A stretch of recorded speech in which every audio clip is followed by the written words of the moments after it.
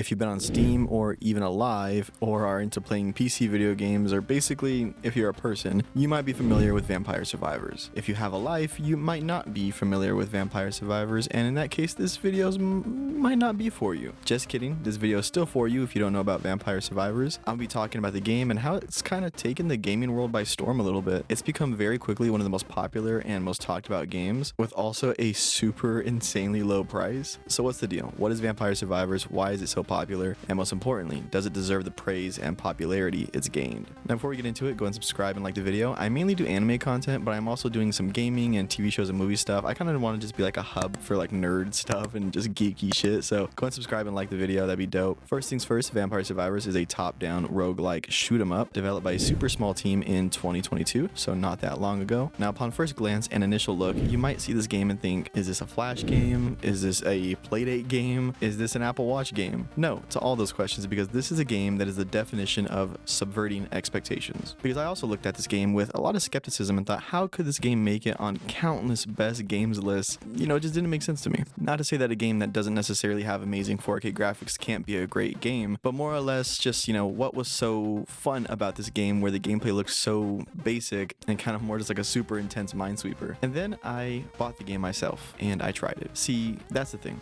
The game is literally under $5. I don't know the exact price right now. I think it's $3.99, but it's consistently on sale. It's always under $5. I've never seen it more than $5. At that price point, as long as I honestly got a few decent minutes of gameplay and maybe even just some fun menu music, it would be worth it. So I really had nothing to lose. And man, I've spent some time on this game, and I can honestly say it definitely deserves the hype. It's so addicting and fun. You constantly unlock new characters, items, and abilities. And even when you max out your abilities, there's still so many more hidden unlockable things, also again characters and weapons, so the grind honestly never really ends. I have hardly even scratched the surface of this game, and I think that's where a lot of the love and fun comes from. In a time where every game is an always online live service battle pass, has its own launcher kind of game, it's really refreshing to get an experience that doesn't even try to be something that it's not. And Vampire Survivors honestly does exactly what it needs to do in the most purest way, and is built off of that. Could they add multiplayer and maybe add more cosmetics for the game? Of course, for sure, and I don't think that many people would be against that, but that goes against kind of the purity of Vampire Survivors and what it's set out to do, and kind of what Vampire Survivors is at its core. It's truly a fun pickup, go round after round after round experience in the vein of more retro games, hence the awesome art style and great, just amazing soundtracks. I love the hidden unlockables too, as that's something that really kind of helps the community aspect. Everyone's talking, communicating about the game, and that also kind of references a lot of older retro games where you kind of just had to figure things out. You know, you would unlock something you never even knew how, and boom, you got a whole new character, a whole new ability, that sort of thing. That happens so often with this game. So a lot of people tend to come together, talk, and discuss different ways to play and unlock certain things in the game. And that's actually great, because this game's not just on PC, it's on a large number of platforms. But that's actually the huge thing with this game. While I played it on desktop and it was fun, and I did have a good time, it really started to shine within the Steam Deck community. Almost every video talking about the best games on Steam Deck mentions Vampire Survivors. Every post Steam tweets out about the most played Steam Deck games, it almost always has Vampire Survivors in it. Playing this game on the Steam Deck, I think, truly transformed what the Steam Deck actually was, but also made Vampire Survivors feel almost like a Steam Deck exclusive, despite still being on other platforms. It just felt so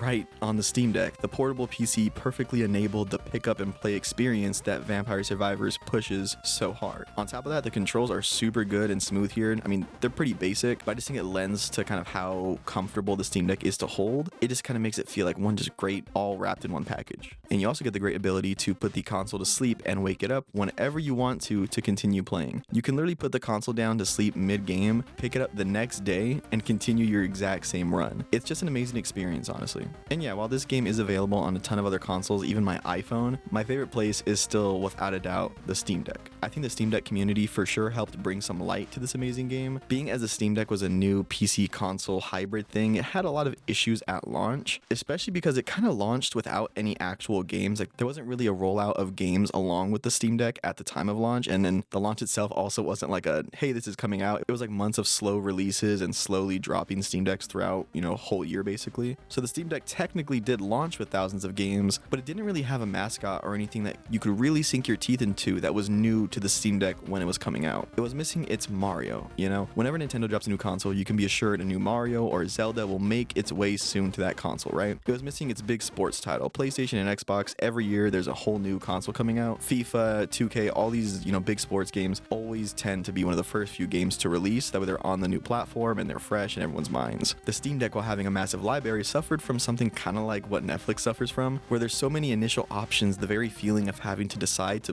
what to play puts you off from ever actually playing anything. But the Steam Deck gave Vampire Survivors a home, and Vampire Survivors gave the Steam Deck a game that actually felt like it was made for it, despite most likely not ever really being made with the Steam Deck in mind. Vampire Survivors was the surprise hit Steam Deck game everyone loves, because it's honestly just the right game that the Steam Deck needed at the right time. A fun pick up and play, casual, relaxing experience that doesn't hurt to lose, the same way winning doesn't actually win because you still have so much more game left to complete. There's always room for an extra run within Vampire Survivors. I honestly love this game. I think it 100% deserves all the love and praise that it's getting. Have you guys played this game? Do you have any experience with it? Or did you dismiss it like how I did and how a lot of other people initially did? Let me know in the comments. I will put a Steam link in the description so you guys can go ahead and pick up the game if you want to try it out. And I mean, it's less, than a cheeseburger at this point. So I would definitely recommend trying it out. Link in the description to go and purchase it. Thanks for watching to the end. Go ahead and click right here to watch some video, and go ahead and click right here to watch a completely different video. And don't forget to subscribe. It means the world to me. You guys truly keep me pushing on this channel. I do appreciate it, and have a good one.